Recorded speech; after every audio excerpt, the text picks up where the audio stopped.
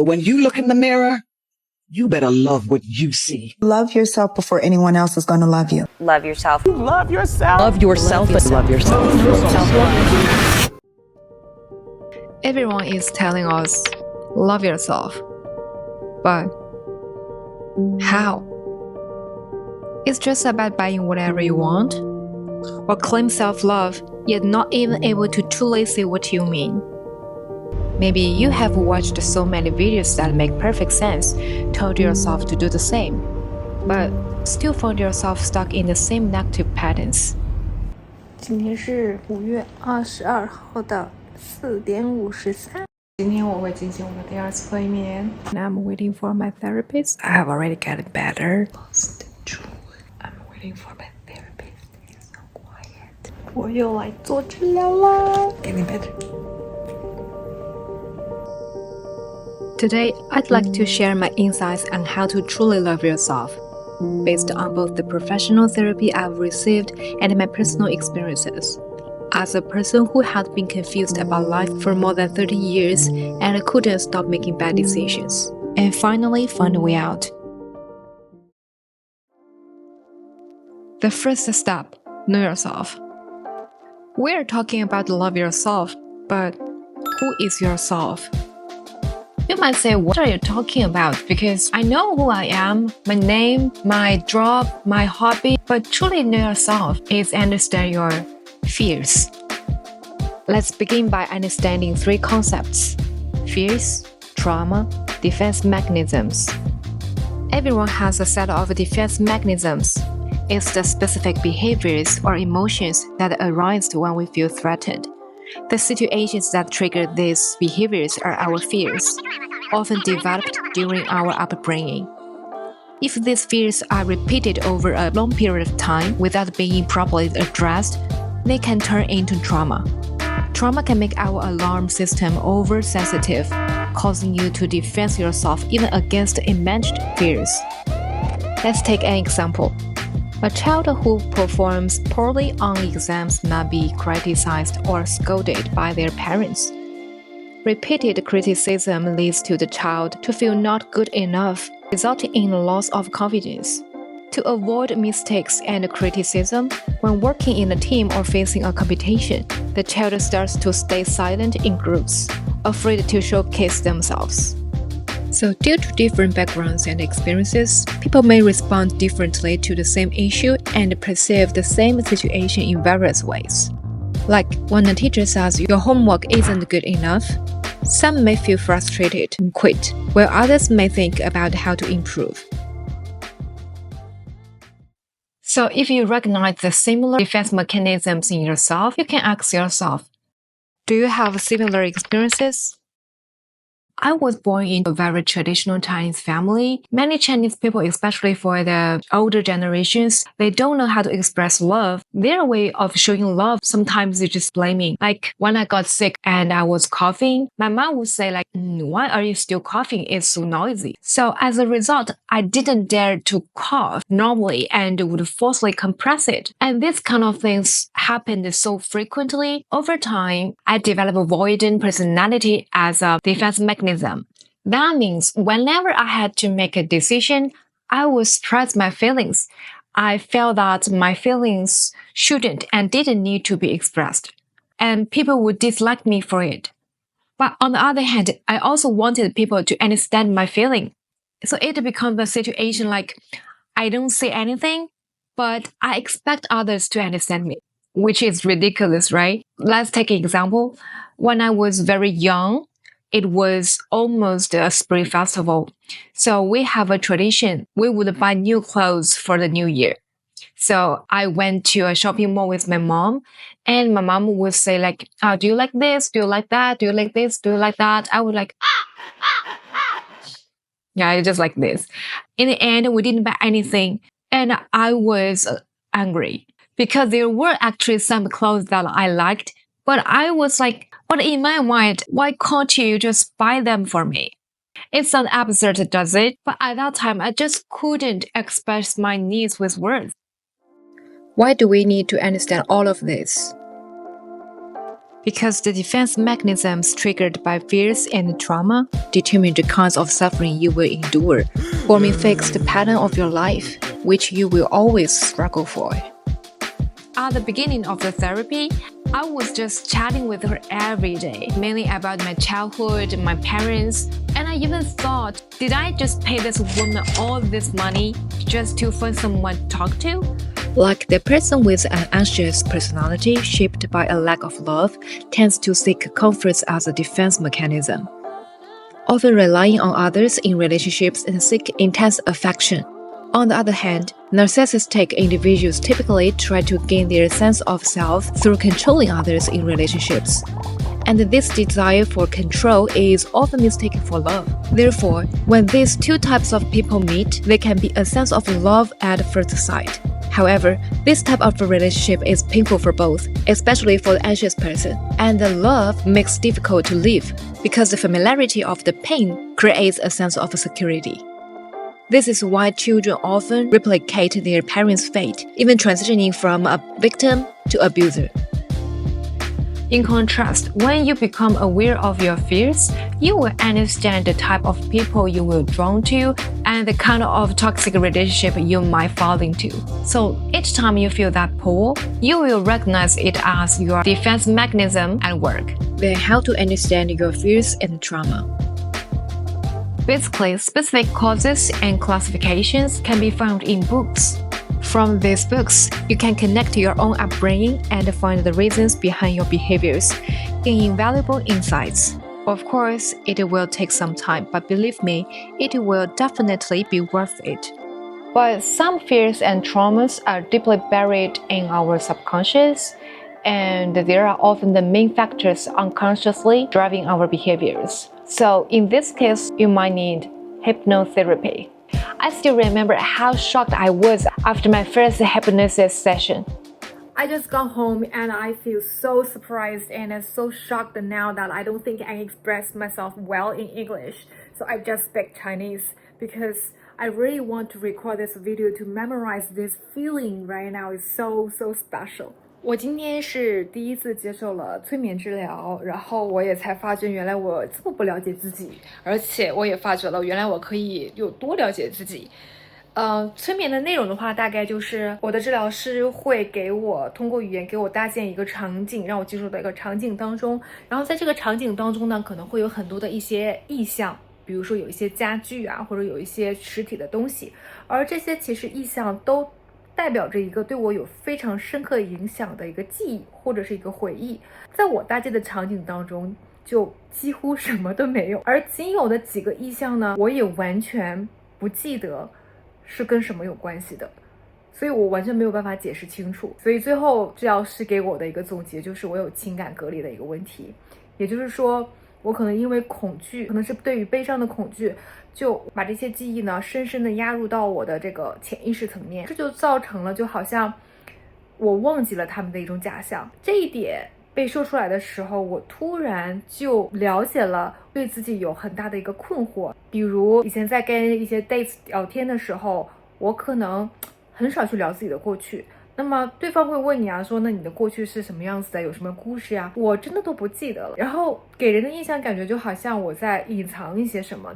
我一度以为是自己的记忆力不是很好，后面甚至在怀疑自己是不是就是一个内心极其冷漠的人。还有比如说每次我在跟别人聊天聊到比如说我爸爸，他从来没有在我是婴儿时期他都没有抱过我，但是呢他却可以非常主动的去陪我的表弟去玩，或者是我跟人聊到我以前可能很多年前分手的一个男朋友的时候，我还会不自觉的就忍不住的哭出来，我甚至都感觉不到我对这些事情的情绪了，但是我就是会忍不住想要哭。那些当下没有被很好的解决的一些瞬间，被我强制性的被我压抑在潜意识层里面，那么其实就导致了我以为我忘了，但是它其实还是在潜移默化的去控制我的情绪。现在的感觉对我来讲就是我好像打开了一个新的大门，那在这个门后呢有很多属于我自己的东西，所以我现在非常的开心，然后非常的 excited because I can explore myself， 然后我想 get all these memories back， got all these feelings back。后期的治疗就会围绕着去解开，那么我仅有的这些意象所代表的内容是什么，所以我也很期待。I'm so excited. But how can we do without a therapist? I recommend you to watch this movie, Stews. Jonah Hill invites his therapist, Stews, to show his therapeutic methods to help more people. His treatment approach emphasizes visualization, bringing patients immediate improvements. It is somewhat similar to hypnosis. In this stage, you can mainly refer to the shadow section, where Stews guides Jonah to visualize past traumatic scenes and let him to acknowledge the past wounds by asking questions. You can follow them and do the same. And when your fears and traumas are seen and acknowledged, the healing immediately begins. When you have the courage to face those traumatic experiences that scare you, you've essentially completed the second step. Accept yourself. The third step, adjust to your defense mechanisms.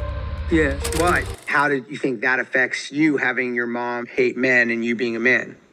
It made me insecure around women. I mean, that's like a no-brainer. It was like there was no pathway inside me that could step to a woman and feel safe. Because you think your mom's sometimes reaction to you was to like cut you down, and so you couldn't see a way with women where you could feel safe. Yeah. It wasn't even on my list of expectations. The way she would make me feel is, you have no right to even be doing this. I overcame it a little bit, but I didn't overcome it emotionally so much as I did just behaviorally. I'll tell you one thing though, I'd be a much better partner now than I was years ago. Although that's a very low bar. Even a professional therapist like him couldn't escape the effects of his upbringing after so many years. So don't expect that you can change your fears or traumas, and don't blame yourself every time you are trapped into that bad emotions. But what we can do is we can improve the way we handle them. Each chapter of Stu's documentary presents a method of adjustment. And I have also summarized some approaches from my own experience that I'm still using.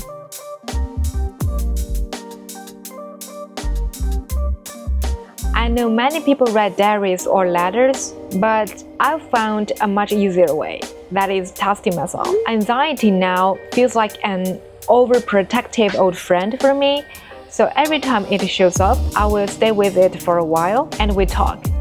I split into two characters, inner child and adult myself. My inner child will honestly vent my feelings like, why did they do this to me? At the same time, my adult self asks questions like, how are you feeling right now? Why do you have this feeling? What are you expecting? Help them analyze the problem, see, acknowledge, and comfort the inner child. This means helps me calm down from anxiety, thereby preventing my original self-defense mechanisms from making decisions based on negative emotions. When answering as the inner child, I will be completely honest to myself. There is nothing to hide because it's just you. Your ambitions, your jealousy, your dark emotions. Don't feel shame about that. Shame is the greatest obstacle to progress. You just face it and accept it, and this is the true path to self-acceptance. I remember once, after I broke up, I accidentally came across some posts on social media which immediately triggered my anxiety. I felt my heart racing and I couldn't concentrate. My first instinct was to plan a trip because I just want to escape. I just quietly stayed with the anxious version of myself, talked with myself, realized that I was anxious because of my own jealousy and insecurity for a person who was no longer relevant to me. Do I really need this trip? Do I have to pay for this or spend time and change all my plan for this? They have the right to choose what kind of life they want to live.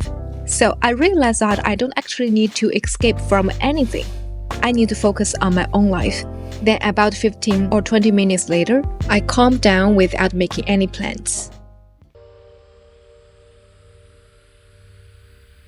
No matter how much theory you know or how well you understand yourself, without practical applications in the real world is empty talk. Since personalities is shaped in relationships, it must be adjusted in relationships too.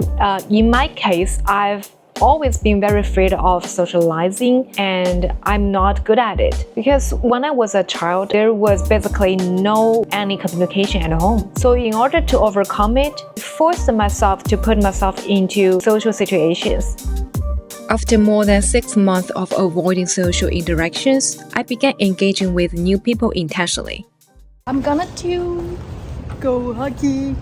This year I will stay in Shanghai to celebrate Spring Festival myself, and now I'm heading to meet my friends in the restaurant, and we will have a coffee today and see what we will do together.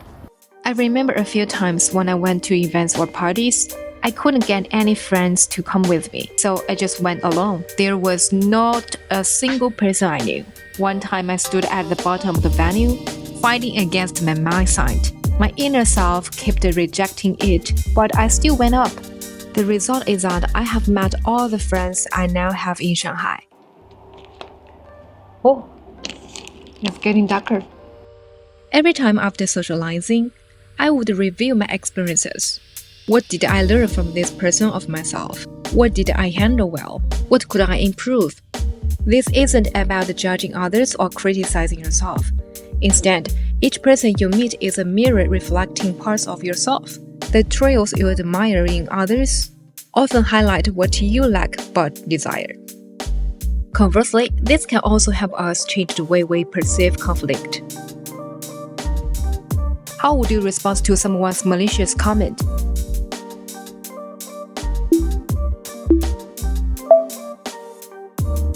Is your response one of these options? Attacks is a common way to release fears. Like those who criticize others' appearances often have insecurities about their own. So if you dislike any of these options, you are helping them to solve their own fears and problems. But with self-awareness and self-acceptance, you can allow others to keep their views of you to themselves. In conflicts, never defend yourself unnecessarily. Separate your issues from others. In intimate relationships, when faced with conflicts, the person in front of you might be showing anger or responding in a way that makes you uncomfortable. Instead of reacting emotionally, bypass their expressed emotions or words and try to understand what they are afraid of and embrace them. But if they constantly try to manipulate you by judging you in a bad way, you can also recognize it and choose to walk away. Whether your true self can thrive in a relationship is a key indicator of its health. I used to think the longevity of a relationship was about an exchange of value. But now, for me, love is not only just about awareness each other's value, but also about seeing and deeply understanding each other's strugglings. Intimate relationships are often a process of mutual projections of fears and mutual redemption. But I believe a healthy intimate relationship is one where both people are willing to properly handle their fears and are able to mutually tolerate of each other. I think that's why in some languages, I love you can be translated into I see you. In summary, loving yourself includes 3 steps. First, you know yourself, know your fears and traumas. Second, you accept yourself, bravely confront with your strength and weakness. Third, improve your defense mechanism, strengthen your core, and treat yourself kindly, and everything around you would be better. After going through all this process, impacts on me is that I've stepped out of my self-isolation, and I now have richer emotions. I can feel my feeling and I can get others' feelings too. And the changes brought to my life are like my connection with my families are better. Even though I can't change the feeling towards them, but I can adjust how I treat them. So that's the thing I wanted to improve, so I did it. And I've made a lot of friends, and I'm also able to filter out the toxic people from my life. Like with a girl who was always trying to manipulate others and trying to be the life coach to others. I just direct told her that I don't like this, so I couldn't imagine this thing happened in my life before. In this process, sometimes you may consider if I make a right decision or wrong decision, but it doesn't matter. There is no right decision or wrong decision. There's just one standard answer. Who are you? What do you want? Even when it comes to whether you should break out of your comfort zone or defense mechanisms, so you are the only one who takes responsibility for your life. So I just hope that the starting point of your life you couldn't choose, but don't let them shape the template of your life. Build up relationships by making conscious choices and not attempting to change anyone. Of course, all of these are just my experience and ideas. Love yourself is a huge and profound topic which may last the whole of my life, so I'm still growing. And even if we can understand so many principles or techniques, we will still fall down, make mistakes, but it's okay because that's why we call human beings, not an AI or a robot. But I sincerely hope you can remember this. No matter how hard it gets, you are worthy of love. And over again, you must, without any hesitation, save yourself from despair. Love you! Wish you all the best. Thank you for watching this video and see you next one. Bye!